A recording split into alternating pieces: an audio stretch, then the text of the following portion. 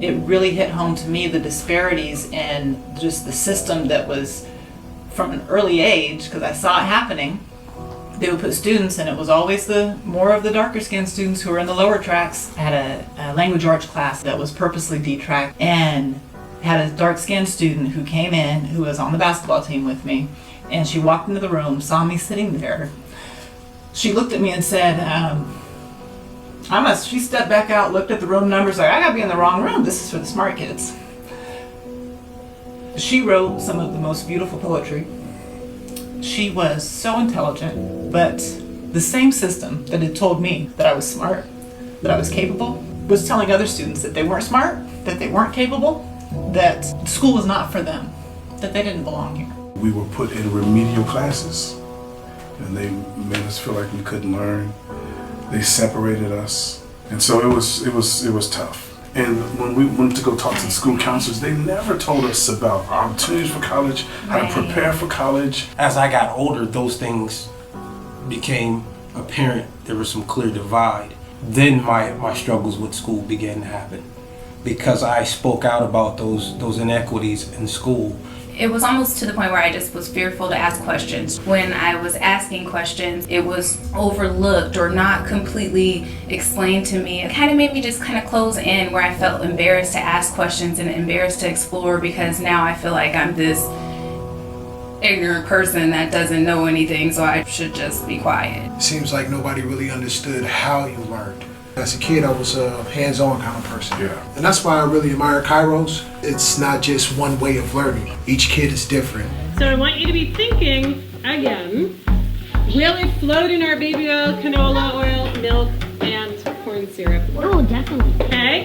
Raise your hand if you think that the tinfoil will float in.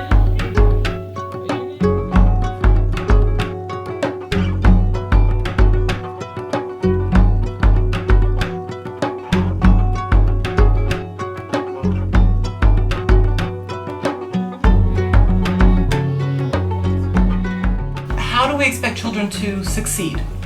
And from a very young age, we're separating them out and telling them that you're smart and you're not. And kids know. I remember being taken out and going to tag. And I'd get to tag, and it was all these white kids. And I was like, wow, this is where I go to see the white kids. And then I'd go back to my school, and it's like, why isn't everybody getting to do these fun things? You know, if you're stuck in a boring class, you're not going to be as successful. It was just all part of the system. You'll see kids leave, you wonder where they're going, they come back all happy and giddy, like tag. I remember they leaving, and then I'll just get in this funk, be like, okay, really? I'm stuck in this class. As a student, what can I do about that? But then as a grown-up with kids, it's like, I visited some other Portland public schools. It's like, ooh, I'm seeing a bunch of places that want to make my child fit into their systems. And I'm not seeing any teachers of color. I had teachers of color all the way up through high school. I had teachers of color. I wanted that same experience for my son, and I wasn't seeing that at my neighborhood school. And the green zone is the zone that you learn in. If you're not learning while you're in the classroom, you have to get into that position where you can learn. Right. So this is what we do in order to be there. Right. We ask them to be vocal about recognizing their moods. Mm-hmm. We can see it, and we want them to take that step and be like, hey, this is the zone I'm in, this is what I need right now. Can we do this? And then we're flexible and we make it work. We have empathy. Mm-hmm. Everyone needs different things. Everyone needs something different. When the children know that you see them, one, if we're speaking about behavior, they know. Mm-hmm. You know what I'm saying? They know. Somebody acknowledging you in your presence, as a child, as a student, people didn't take that time and that initiative just to acknowledge some of the kids and some of the students and let them know that you are watching them, like you're always watching them, so that they can know to be on their best behavior or know to get this assignment done. Somebody is watching. Yeah. And I just feel like here at Kairos, they do provide that. On tiptoe feet, please head to the oval carpet ready for jerk. Oh, Finley's doing it perfectly. Here comes Zora. She's doing it. Excellent job.